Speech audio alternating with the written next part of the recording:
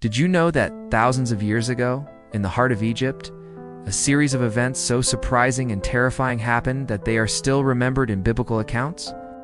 We are talking about the dreaded plagues of Egypt, a phenomenon that defied nature itself and left marks on history. But what exactly were these plagues, and how did they affect ancient Egypt? Let us dive into this mystery and discover how these plagues not only changed the fate of a nation, but also made history. The first plague that struck Egypt was blood. That's right, all the rivers and water sources in Egypt were turned into blood.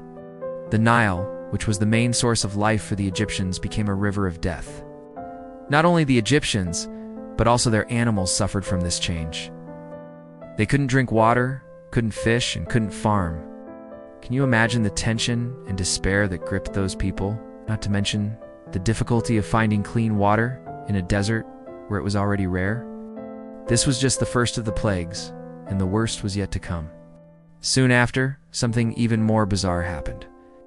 The second plague was frogs. Yes, they appeared everywhere, in homes, on beds, even in food. Have you ever thought about not being able to walk anywhere without bumping into frogs hopping all around you? It was practically impossible to escape. And these weren't just a few frogs. There were thousands, a true invasion of amphibians. Covering the streets and palaces of Egypt, and the worst part, these frogs wouldn't disappear easily. This situation caused such chaos that the population didn't know what to do anymore. This was just the beginning, and Egypt was not prepared for what would follow. Then things started to get even more grotesque. The third plague was an infestation of lice, which took over men, women, children, and animals. Lice were one of the Egyptians' greatest enemies, but this plague was even worse because they were everywhere. Imagine not being able to get rid of lice. No matter where you went, what clothes you wore, or where you hid, they were everywhere. The discomfort was immense, and the Egyptians were powerless in the face of this plague that seemed endless. But soon came the fourth plague, an even greater infestation of flies. Thousands, perhaps millions of flies took over Egypt, spreading diseases and increasing the suffering of the population. Imagine being in a place where, when you breathe, you swallow flies. They were everywhere, in the food, in the air, and of course, on the people. The situation was becoming desperate, and it seemed like nothing could stop those plagues. But there was more to come, and the worst was yet to follow. With chaos taking over Egypt, the fifth plague arrived with a new wave of destruction. A deadly disease struck the animals, leaving cows, sheep, camels, and other animals essential to Egypt's economy sick and dead. The loss of these animals directly affected agriculture and commerce, which were already compromised by the other plagues. Egypt, which relied heavily on its herds and agricultural production, was being devastated by these diseases. And with that, the morale of the population collapsed, and the Pharaoh, who had still resisted, began to question his own authority. But the pain didn't stop. The sixth plague was even more horrific.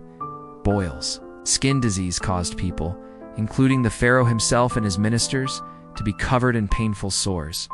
The boils were large, infected, and caused unbearable suffering. This not only affected people's bodies, but also shook their mental and emotional strength. After all, with so many plagues, who could resist?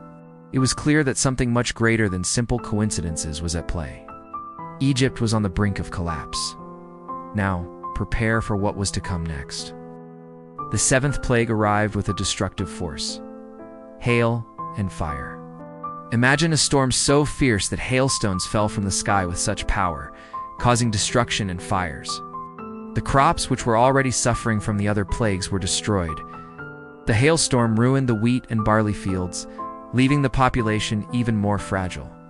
There was no way to escape this force of nature, and the Pharaoh saw his land crumble before his eyes. But what about the last three plagues, which were even more terrifying? The eighth plague brought a true invasion of locusts. They covered the sky, darkening the land, and devoured everything that was left of Egypt's fields. There were no more crops, no more food, everything was destroyed.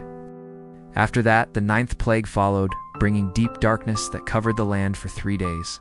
People couldn't see anything, not even move. It was as if the sun itself had been extinguished, and all of Egypt was consumed by a terrifying darkness. And finally, the 10th and final plague, the death of the firstborn. All the firstborn children, both human and animal, died that night. It was a final devastating blow, and the Pharaoh, finally defeated, yielded to the power of a higher force. These plagues, though ancient, continue to teach powerful lessons about resilience, faith, and humility in the face of life and nature's greatness. If you enjoyed learning more about the plagues of Egypt and want to keep exploring more biblical stories, don't forget to like, comment, and subscribe for more content like this. See you next time.